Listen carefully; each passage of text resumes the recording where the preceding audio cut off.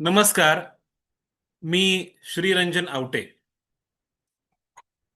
5 November 2025 रोजी काँग्रेसचे नेते राहुल गांधी यांनी एक पत्रकार परिषद घेतली आणि या पत्रकार परिषदेमुळे अनेकांना धक्का बसला. खरं म्हणजे राहुल गांधी नियमित पत्रकार परिषदा घेतात आणि वोट चोरी, मतांची चोरी या अनुषंगाने त्यांनी घेतलेली ही तिसरी पत्रकार परिषद होती. तुम्हाला बाजूला दिसतंय चित्र की निवडणुकीचं हे कोणतं मॉडेल आहे.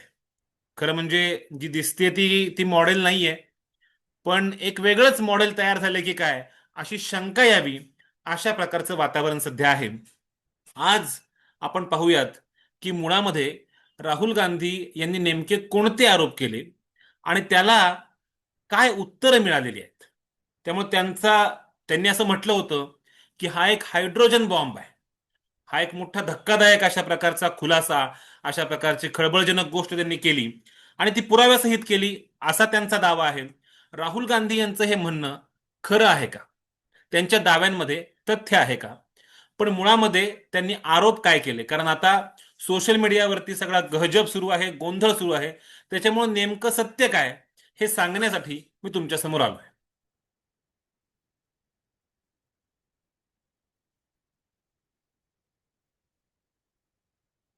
राहुल गांधी यांचा हा जो हायड्रोजन बॉम्ब होता, या हायड्रोजन बॉम्बमध्ये त्यांनी एक अत्यंत मोठा असा दावा केला की हरियाणाच्या निवडणुकीमध्ये 25 लाख मतांची चोरी झालेली आहे. मी पुन्हा अंडरलाईन करतो, 25 लाख मतांची चोरी. ही फार मोठी गोष्ट आहे. म्हणजे याच्या अगोदर राहुल गांधी यांनी पत्रकार परिषदा घेतल्या तेव्हाही त्यांनी हातामध्ये कागद आणले होते. अनेक डॉक्युमेंट्स त्यांच्या सोबत होते. काही लोक त्यांनी बोलावलेले होते. ते एका मतदारसंघापुरतं होतं. कर्नाटकमधला एक मतदारसंघ किंवा महाराष्ट्रामधल्या एका मतदारसंघाविषयी ते बोलले होते. आणि अशी शक्यता आहे की इतर मतदारसंघांमध्ये सुद्धा हे घडलं असेल. या पत्रकार परिषदेमध्ये मात्र सगळ्यात महत्वाचा मेजर आरोप जर कुठला असेल तर तो हा आहे की पूर्ण राज्यभर 25 लाख मतांची चोरी केलेली आहे. आणि मला असं वाटतं की हा अतिशय गंभीर अशा प्रकारचा आरोप त्यांनी निवडणूक आयोगावरती केलेला आहे. राहुल गांधी सुरुवातीलाच असं म्हणाले की आपल्या कल्पनेने आपण सगळ्यांनीच ते अनुभवलेलं आहे. हरियाणाच्या विधानसभा निवडणुका जेव्हा झाल्या, त्या निवडणुकांचं मतदान जेव्हा पार पडलं, आपल्याला माहिती आहे की मतदान ज्या दिवशी पार पडतं त्याच दिवशी एक्झिट पोल्स येतात. आणि हरियाणाच्या निवडणुकीनंतर सगळ्या एक्झिट पोल्सने असं सांगितलं होतं की काँग्रेस पक्ष जिंकतो आहे, काँग्रेस पक्षाची लाट आहे. तुम्ही पाहू शकता, असं म्हटलं गेलं होतं की 58, 54, 62 इतक्या जागा या काँग्रेस जिंकेल. प्रत्यक्षामध्ये आपल्याला कल्पना आहे की भारतीय जनता पक्षाची सत्ता तिथं आली. पण त्याच्यामध्ये आणखीन एक गंमत अशी झाली की एका बाजूला अशा प्रकारचा निकाल जरी लागलेला असला तरी ईव्हीएम वरचं वोट आणि पोस्टल बॅलेटचं वोट, पोस्टल बॅलेट म्हणजे टपाली मतदान जे असतं, ते पूर्ण वेगवेगळं दिसतंय आपल्याला. म्हणजे टपाली मतदान हे जर संपूर्ण हरियाणामधलं काढलं तर 73 ठिकाणी काँग्रेसचा विजय होतो आणि 17 ठिकाणी भाजपचा. आपल्याला कल्पना आहे, हरियाणामध्ये एकूण मतदारसंघ आहेत 90. म्हणजे तुम्हाला सत्ता जर स्थापन करायची असेल तर 46 जागांची आवश्यकता आहे. सर्व एक्झिट पोल सांगत होते, जे बहुतेक सगळी माध्यमं ही सध्या भाजपला अनुकूल आहेत, ती सगळी सांगत होती की काँग्रेस पक्षाची सत्ता येईल. प्रत्यक्षामध्ये असं घडलं नाही. अर्थात एक्झिट पोल चुकीचे ठरले, हा काही एकमात्र निकष असू शकत नाही. पण हे सांगून राहुल गांधी यांनी एक भाजपच्या नेत्याचा एक व्हिडिओ दाखवला, एक क्लिप दाखवली.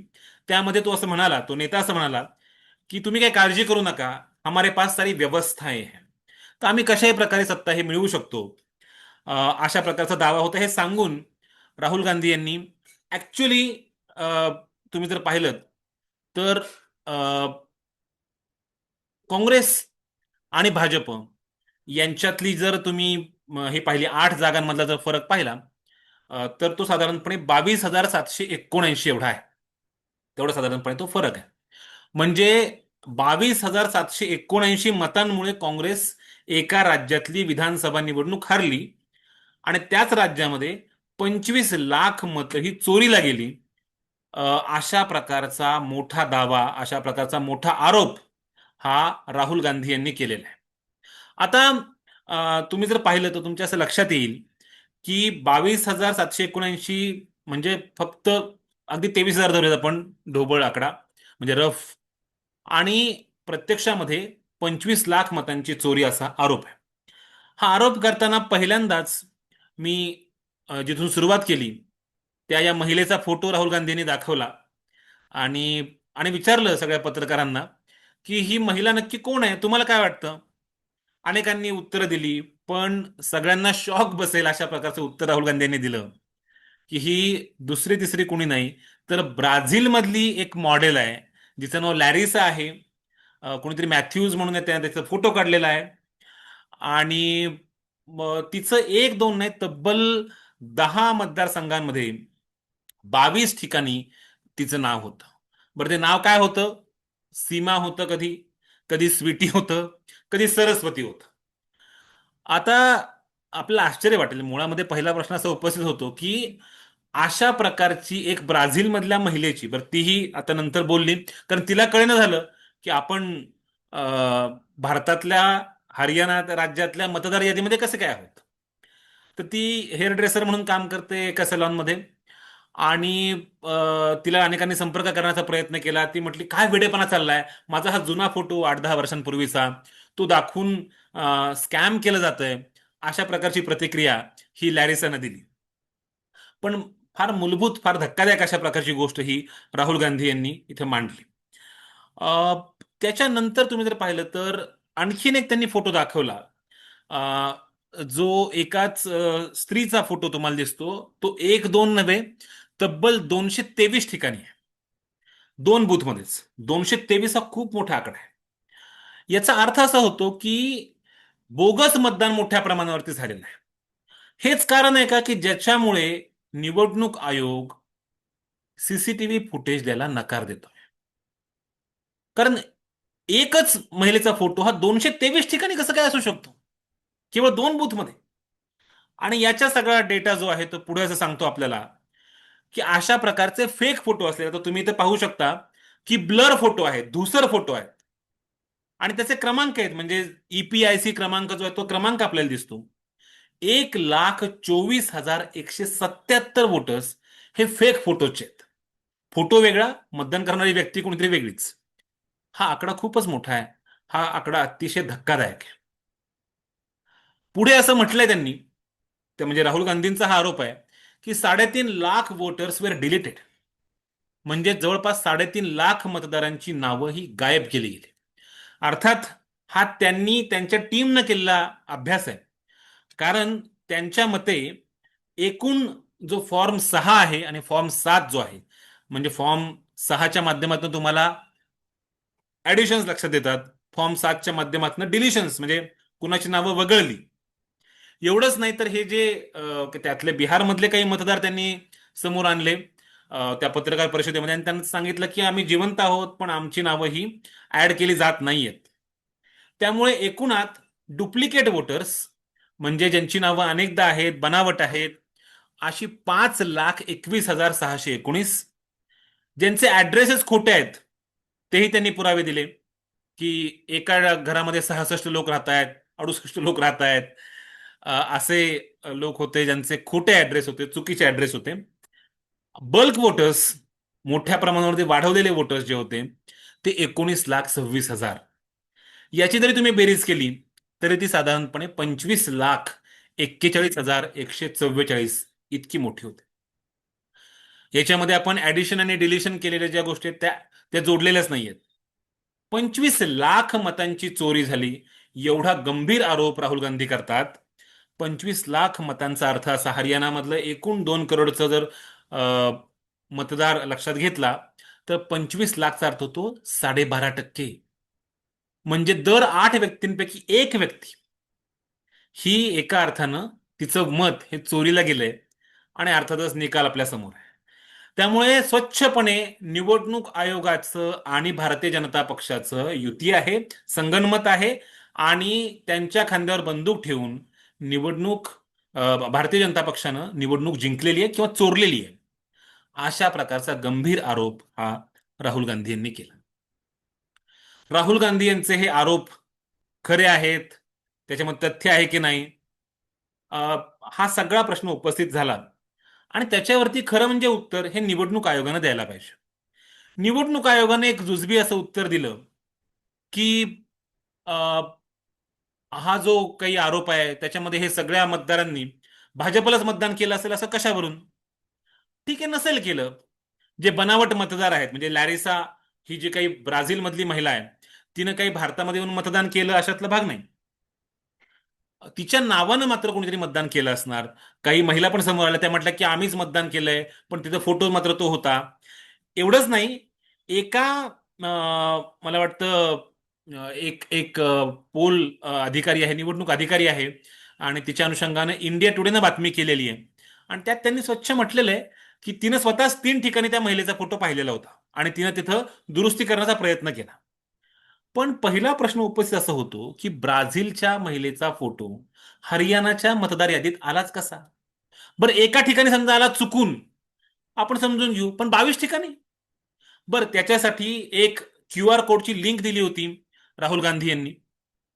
ती जी लिंक आहे, ती लिंक ज्या दिवशी पत्रकार परिषद झाली तेव्हा ती लिंक ओपन करून तुम्हाला तो EPIC नंबर म्हणजे त्या मतदार मतदाराचा क्रमांक, फोटो हे पाहता येत होतं.